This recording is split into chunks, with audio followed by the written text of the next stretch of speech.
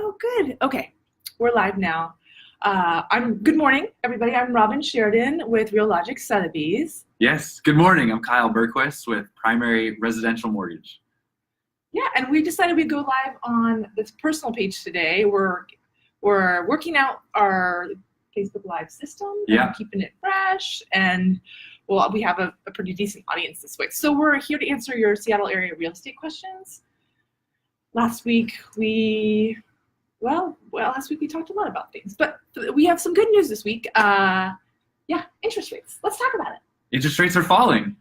It's awesome. Yeah. Interest rates have been on a 2-week run almost every single day. They're a little bit lower or trending a little bit lower. The surveys usually come out on Fridays, but I would be surprised if they're not below 5. You know, we've been in the low 5s for a month and a half or so, and I think that they've reversed trend enough, and we're probably going to be sitting, 30-year interest rate 20% down. The survey would probably come out at 4.9%, thereabouts with good credit on a single-family residence. Great. What's good credit? Good credit. It would be 760 plus, okay. But that doesn't mean that you have to have 760 plus to buy a house. You can buy a house with credit scores as low as 580, but when the surveys are when they're polling rates, they're usually talking 20% down, single family residence, 760 plus. Gotcha. Yeah. But that just made me think of something that people ask me all the time. Okay. Should they be running their own credit scores? Should buyers be out there using those free credit scores things that come up? Yeah. So looking at onlinefreecreditreport.com or any of those, it's a good benchmark for whereabouts are you on the credit score spectrum. But with that said, every creditor, so how do I say this? So there's 3 credit bureaus. You have Experian, TransUnion, and Equifax. They have their baseline algorithms. Every creditor or every bank, they can weight the algorithm differently. So if you go to one bank, you may have one credit score. If you go to another bank, you may have another credit score. If you pull your online freecreditreport.com, you may have another score, because it really depends on the bucket of borrowers or the risk profile, or really what that bank is geared towards and what they're looking for. So a really good example would be inquiries. As a mortgage bank, we don't, if we see other inquiries from other mortgage banks, within 30 days, we know that you're just shopping around. Your credit's not going to take a hit when we pull it. But if you were to go somewhere else, your credit may be a little bit lower, because they're going to see inquiries if you're shopping around a little bit. So that's, and with that said, inquiries drop off the credit report after 6 months. And so then after 6 months, if you were shopping for a mortgage and you shopped 5 different banks in 6 months, the inquiry wouldn't even be showing on the credit report or affecting the scores anywhere you went to pull your credit. That's good to know. Ooh, the sun's starting to come in, and it's right on my face. I'm trying to think if there's a way I could move this. I'm very pale, but I look more pale than usual. I think that's making it worse. I don't know. Oh man. Hey guys. It's so nice to see all these people joining. Trisha at Gateway Sotheby's. Hi. Thanks for joining us. Where's Gateway Sotheby's? Tell us. I'm from California myself originally, and I actually relocate a lot of people from the Bay Area. Yeah. Seattle. Yeah, there's a lot of them that move up here from the Bay Area. Quite a stream. Yeah. Yeah. It's kind of nice, because I get to speak their language too, because I walked those streets myself, as I was growing up. Yeah. But love living up here. Cool. So that's what's going on with interest rates. They're trending a little bit lower, which is fantastic. We'll see how long this, gravy train runs. And, really, if you want to follow along interest rates, the best metric to track is the 10-year Treasury yield. If the Treasury yield is going lower, then your mortgage interest rates is going lower. But it's not all good, because that oftentimes means that your 401k is probably also going lower. Exactly. These numbers. I'm glad I have Kyle, and what I would do is I would just call him and ask him what the interest rates are, because I don't know if I'm going to be following that 10-year. Yeah, the 10-year.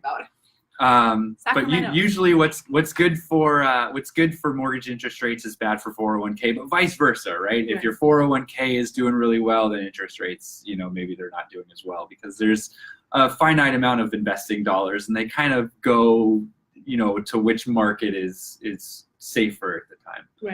Right. So what's happening with real estate? What's going on? I don't know. Honestly, I had a very, very busy week.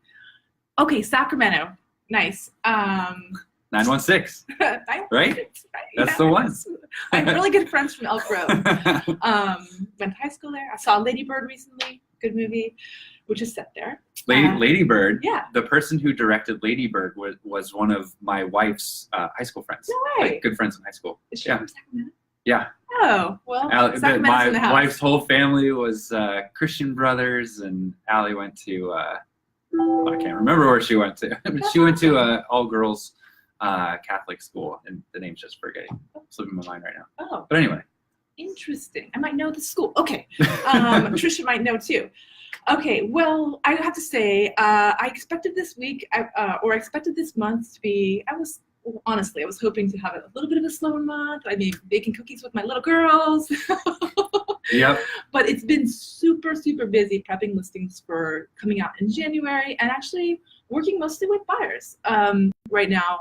And I sold a house last night, negotiated through happy hour and into my dinner, which is not exactly what I expected it to be like. But, and it was a house that actually had only been on the market less than a week, and we came out pretty well. Of course, haven't done inspections yet, but here, do we want here? Let's turn it. Come on over here. Oh, good idea, Kyle. Okay, we're moving. Oh, we're so dynamic. So great. Okay, this is better. It's great. There we go. This beautiful office behind us too. So anyway, what I was saying is, it's been really busy, and there's been a little bit of inventory lately. In my opinion, I mean, it's fairly subjective, of course.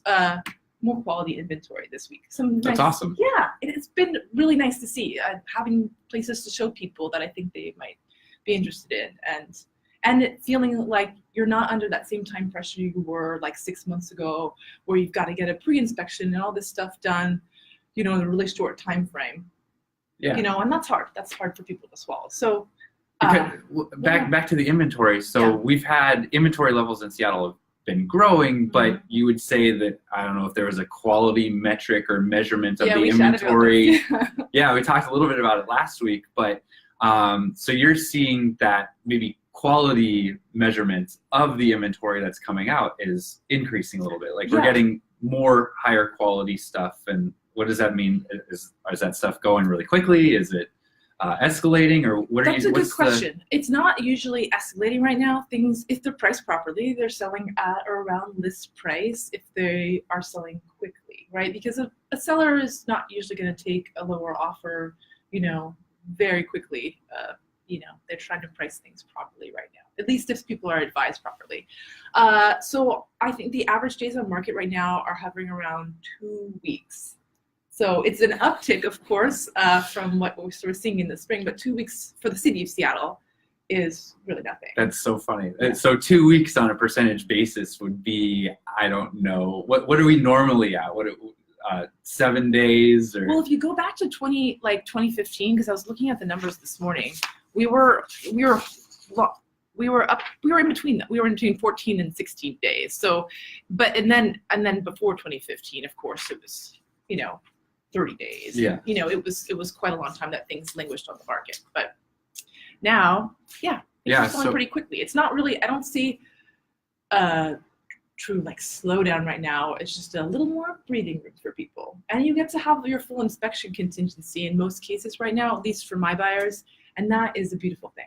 Yeah. Oh my goodness. Yeah. If you're buying a house and you're spending $500,000 or whatever you're spending, it's a lot of money. And, back when it was really crazy and things were going, and you list on Thursday and then you're accepting an offer on Monday, you're waiving the inspection, which means people are buying houses. They don't even know what they're getting. I have to say that I never advise people to waive inspection, ever, ever, ever. But yes, people do that sometimes. Most people have in the past year or several years, we're doing pre-inspections And so it's more of a truncated process for sure. Yeah, but even then pre-inspections can get expensive. So if you're buying in a market that's really competitive and you're doing, how much does a pre-inspection cost? It probably total, if you're going to do a structural inspection and a sewer inspection, as we do here in Seattle, because these lovely trees, they ruin our sewer lines. Roots all over the place. It's probably between $500 and $700, and that's just the cost to entry for writing an offer. Yeah. Wow. So in a less competitive market, you're more likely to get your offer accepted versus and you still get to do your inspection versus what we've seen in the past, which is you're spending $700 or $800 on an inspection, and then who knows, it's super competitive. You're going up against 5, 10 other offers. Yeah. And may not even get it then. So. Yeah, and it was hard. It's hard to swallow. But I used to have those conversations, and I still do, with new buyers. I tell them, here's the cost to entry. This is what the reality of the situation is. Yeah. So it just depends on the current market. And so I even have a portion about pre-inspections in my buyer's guides, because it's just the reality of things right now. But again, I sold a house last night and we have full inspection contingency. So, and it gives you a little breathing room to schedule them and make sure that everyone can be in the same place at the same time. So and how long was this house listed for? I think it's been listed for 5 days or so. So there was some back and forth. 5 days is still not very long. So it could have been 3 days without the back and forth? Yeah. So 14 days is the median days on market, but there's still, for high quality inventory, they're still going pretty quick. But you still have to act quickly. You were able to get an inspection, and did it escalate? Was there lots of other people bidding on it? No, there was only one other person involved. So we sort of, it's we went back and forth. I'm going to knock on wood that everything goes well, but that's all I'll say about it for now. Yeah, that's pretty sweet. So, maybe the headlines say, well, versus days on market historically over the last year or two has been 5 to 7 days, and now we're at 14 days. So the headlines may say days on market is 100%. It's twice as slow as what it used to be, which sounds really scary, but for quality inventory, it's still moving really pretty quick. Yeah, I think we talked a little bit about last week about the headlines lately and how I guess it's not inflammatory, but they're just, I don't know, hyperbolic. Sure. I know. Works for me. But we were chatting a lot about the clickbait and things that we see, but I haven't seen any really crazy headlines this week. There was some talk about the upzoning that came out this week. Was there? So what's up? What's up with that? I missed that. Well, they were they're going to vote on there's 27 neighborhoods in Seattle that are subject to potential upzones, which means they'll be able to build up and build more density in them, and it's part of the whole idea of creating affordable housing. And it's a very hot topic here, but they're going to vote on it, I think, in March. The city council, I think they set it to a vote. So we'll see. See what happens then. We'll be chatting about it that day, I bet. I'm sure we will, and leading up to it. And you can. I think I put it on my Facebook page yesterday, but you can click on a link in there and see if your neighborhood is one of those neighborhoods, because you probably would want to know. Yeah. So I mean, talk to me personally about maybe what that will do to your property value. Well, we can certainly chat about it. Yeah, upzoning. It's an interesting topic, because on one hand it creates more affordable housing, because all of a sudden you can turn one house into 4 townhomes, right? Or something along those lines. Yeah. So you could sell, if you sold 4 townhomes for $700,000, that's $2.8 million, versus the house maybe worth, if we're looking at Wallingford or Ballard or some of those neighborhoods, that house on a full lot could be worth 1.5. So all of a sudden you're almost doubling the value of that land, right? Right. So, but then on the flip side, you're going with this. On the flip side, you're losing the character of the neighborhood, or that's the argument against upzoning, is that you lose some of the charm, the old Wallingford or Ballard or Laurelhurst charm, and you're putting, cookie cutter, modern looking townhomes in there. And so there's a lot of value to be had for homeowners with upzoning, because you could sell your house for a little bit more, because it can be split up and subdivided, and there's a lot of value for builders to be able to put 4 townhomes. But the flip side is that you lose a lot of the charm. So definitely a really hot topic from whichever side of the coin you're coming on. And one thing is that you say, oh, it's for affordable housing. Well, the townhomes are not necessarily That's what affordable. I was gonna say. I think you see that comment most often when you see the upzoning articles come across your feed, is that they're not that affordable. I mean, you know, I don't know where it's at right now. Like every now and then they'll release a statistic about like how much you need to make to be able to afford a home here. But, Yeah, I guess it's all relative, right? I mean, Yeah. a $700,000 townhome is more affordable than the $1.5 million house that's sitting on the full lot, but $700,000 is still a and that's under the hefty payment. That's under the median price for a single family home. Right now, which is what we looked at it this morning, like probably a little more than $750 according to the MLS from this morn's search. Wow. Yeah, the sun's coming around. It's gonna get you again. We gotta hold on. I know. It's like, I know you're a redhead. Look at that. Oh, look. Oh, and we're right in front of your block project. Yeah, a little bit. Yeah. So I don't know. Here, I'll show you guys this if you can see it. Ooh. Oh, the I don't glare. see it that well. Yeah. Yeah, maybe the next time the sun comes around. Yeah. I'd started a nonprofit. You know, we're in the business of financing roofs and putting people in homes and you know, we have a large homeless problem here, and I don't know anything about homelessness, but I'm a complainer with the best of them, and so this past year I decided I want to stop complaining. I want to do something, and you know, I don't know anything about running a shelter or running a food bank, but if I can maybe tell the stories of the organizations that are and help increase awareness, you know, maybe there's something that the community can come around and there's needs that maybe we didn't know beforehand that we could help and empower these organizations to do more of what they're doing. So one of the things that I wanted to do in sort of this PR almost for the homeless organizations in the space is create a gallery. So I just finished the block project part of the gallery, speaking of affordable housing and adding dadus and detached additional dwelling units. There we go. Dadu, as opposed to ADU, which is additional dwelling unit. Yes. Which the city of Seattle is allowing more of these dadus than they previously had.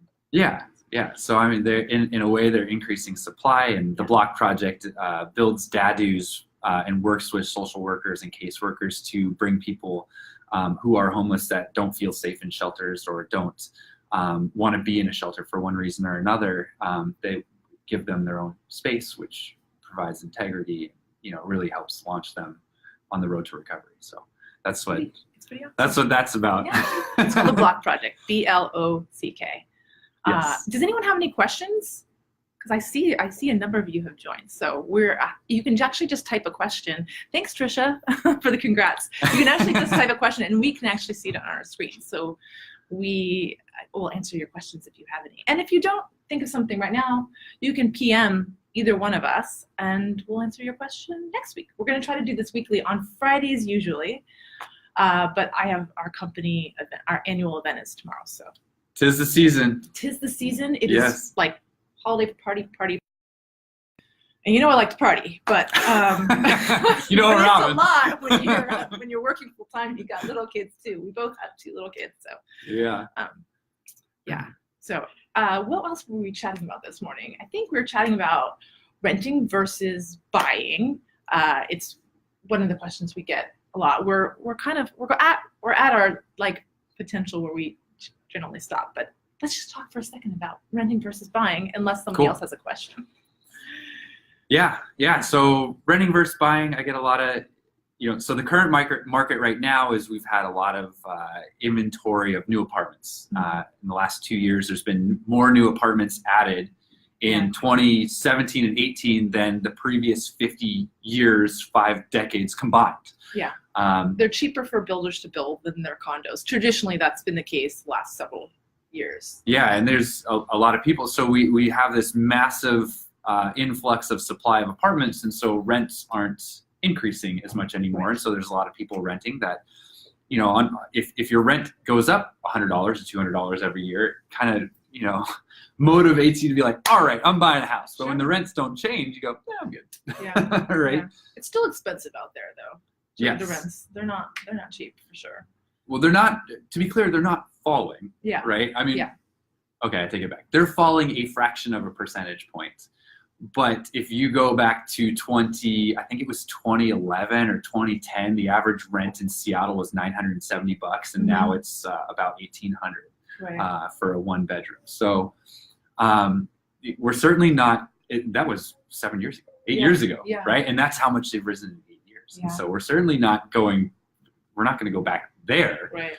But in the long run, rents are increasing. But in the short run, they're not. And so you have a lot of people who would just say, I'm good, I'll just stay in my apartment. But I know. It's hard. It's hard too, because those people that are paying rent, they're not actually putting any money away for a potential down payment. So you're kind of stuck in this middle area.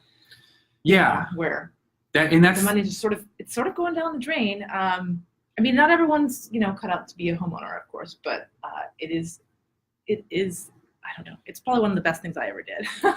And that is the two thoughts just came to my mind. I know we're running out of time. I got many coming to my mind too. Go. So 2 thoughts. One, like the biggest obstacle that most renters have is they're worried about the down payment side of things, right? Well, through the Washington State Housing Finance Commission, you can get down payment assistance loans. Historically, there's been an income limit of $97,000. If you make more than $97,000, you don't qualify for a down payment assistance loan. They raised that to $145,000. It's true, $145. It's pretty amazing. That's a pretty generous increase. I was surprised. I thought I knew they were going to raise it. I didn't know they were going to raise it by that much. I was like, holy smokes. So they raised it to $145,000, and then they also just announced recently that the down payment assistance loans were only applicable to loans for conforming loan amounts, so up to $453,100, which that loan isn't going to buy a house in Seattle, or most houses in Seattle.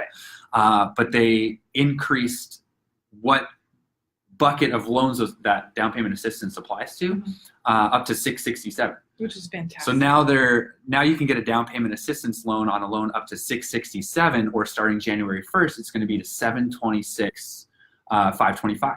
So you can get a down payment assistance loan on a loan amount of $726, $525, which actually does apply to most Seattle houses, especially now with the income limit going up to $145. We can help. These loans actually work now for buying a house in Seattle. It's the number one thing I think that people say that are renting, like you said, is that they can't save up a down payment. And most people don't know that down payment assistance programs exist. We could probably go on and on about this. We actually teach class about this. We do. And we're doing a next one in January through the Washington State Financing Commission. So there's lots of help out there. And you don't have to be one of those. There's help for people in different professions, like teachers and so forth. But there's just help for average people too, which is fantastic. Yeah, absolutely. Yeah, because I know that we don't. I have to say that when I bought my first house, I was in my 20s. I was pretty young, and I think I put nothing down. That doesn't happen anymore. Most people do. Like when you're buying their first house. Nationwide, the average down payment is 6%. Yeah. Most first-time home buyers, almost all first-time home buyers, they aren't putting a lot of money down. You don't have to put 20% down. You can, we can structure deals for people to get into a house for very, very, very little money out of pocket. Right. And that's how most home buyers do it. And then they leverage up, right? And then you leverage it, and then ultimately you're moving up, and and keep buying. It's a good situation. We could talk about. Well, we talked about that earlier. We could probably talk about it all day. But if anyone has any other questions, let us know. It's really fun to see all the people that have joined this morning. And I love to see the other Sotheby's agents joining too. I'm here for you in Seattle if you need me. And you can PM us questions too. Did we introduce you at the beginning today? I think so. Shortly. Well, you can introduce yourselves and tell us maybe where we are. Yeah. So my name is Kyle Berquist. I'm the branch manager for the primary residential mortgage branch here in Seattle. We are in the classroom or conference room of our branch right now. we're just dodging the sunlight here. Kyle's also a human calculator. You probably already noticed that. So. Only a couple equations that can I get right.